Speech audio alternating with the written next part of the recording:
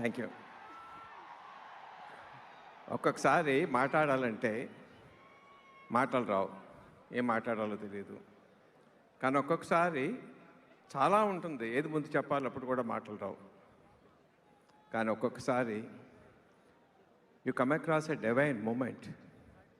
ఎప్పుడైనా తిరుపతిలో వెంకటేశ్వర స్వామి దగ్గరికి ఎంతో కష్టపడి చూస్తే ఆ క్షణం పాటు మైండ్ బ్లాక్ అవుతుంది, ఏమీ తెలీదు. ఒక్కొక్కసారి అనుకోకుండా హిమాలయ పర్వతాలు చూస్తే అదే అనుభూతి వస్తుంది. సకృతిగా జీవితంలో కొంతమందికి దొరుకుతుంది అనుభూతి. బట్ ఈ సినిమా తాలూకు ఒక యాక్షన్ 30 నిమిషాలు లెంత్ ఉంది. ఆ యాక్షన్, అది యాక్షన్ అన్నా, కథ అన్నా, ఆవేశం అన్నా, ఎమోషన్ అన్నా తెలియటం లేదు నాకు. అలా చూస్తూ ఉండిపోయాను. మహేష్ బాబు తాలూకు విశ్వరూపం దాంట్లో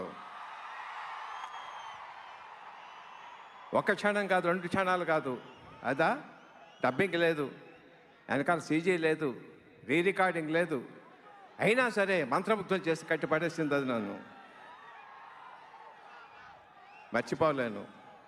మీరు కూడా అనుభూతి